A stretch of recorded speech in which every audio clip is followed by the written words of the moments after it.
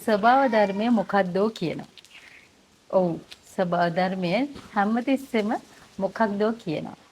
අපේ අසිහිය නිසා අපිට ඒක දැනෙන්නේ නැතුව ගිහිල්ලා. ඇහෙන්නේ නැතුව ගිහිල්ලා. මොකද්ද මේ ස්වභාව ධර්මය අපිට කියන්නේ? අපි එළියට ගියාම හුළඟ ඇවිල්ලා ඇඟේ වැදිලා ස්වභාව ධර්මය කියනවා චුට්ටක් මේ දැනීමත් එක්ක ඉන්න කියලා. වැස්ස වැටිලා ඇඟට වැටෙනකොට ස්වභාව ධර්ම අපිට කියනවා චුට්ටක් මේක විඳින්න කියලා. හැබැයි අපි ටක් ගාලා කුඩයක් අරගෙන හෙලලා ඒක නැති කරනවා. ඉතින් ස්වභාව ධර්මයේ කියන ගොඩාක් දේවල් ගොඩාක් පණිවිඩ අපිට මගහැරිලා තියෙනවා. අපි මේ මොහොත නැති කරගෙන තියෙන නිසා.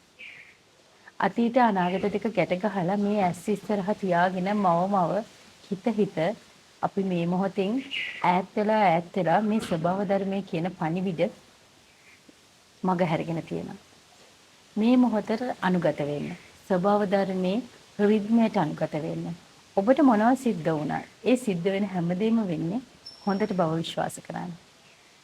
අනිවාර්යයෙන්ම හොඳට. මොකද හැම දෙයකින්ම අපි ඉගෙන ගන්නවා යම් දෙයක්. ඒ ඉගෙන ගන්න දෙයින් ඔයාට ඔයාගේ ජීවිතේට ඔයාගේ නිවීමට යම් දෙයක් එකතු කරගන්න. මේ හිත දුවන දිවිල්ල මොන වගේද කියලා චුට්ටකට බලන්න. හිතට ඕන විදියට නෙවෙයි. දැන් ඔයාට ඕන විදියට වැඩ කරන්න පටන් ගන්න. ඒකට එක විදියක් තමයි හිත කියන දේ නොකර ඉන්න එක. සමහර වෙලාවට හිත කියනවා මෙයාට බයින්න. මෙයාට ඔරවන්න. ඔයාට පුළුවන් නම් ඒ දේ නොකර ඉන්න උත්සාහ කරන්න.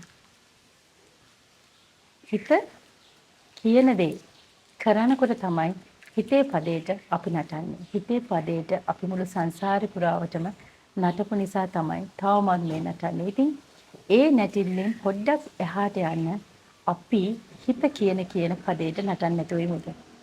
කරලා බලන්න. මුලින් චුට්ටක් අමාරු වෙයි. පස්සේ ඔයාට හිතේවි ඇත්ත.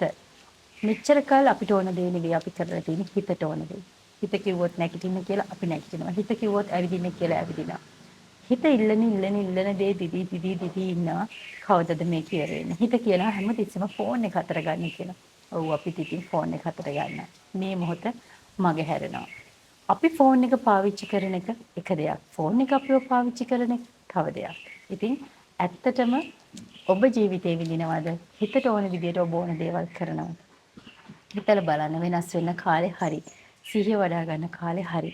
අපිට මොකද මේ ලැබිච්ච මනුෂ්‍ය ජීවිතේ ස්වභාව ධර්මයේ කියන පණිවිඩත් එක්ක ජීවත් වෙන්න හොඳම කාලය මේක කියලා මට හිතෙනවා. ඉතින් ගොඩක් ආදරේ ගොඩක් ස්තුතියි අපි ආයේ මේ වගේ වීඩියෝ එකකින් හම්බ වෙමු.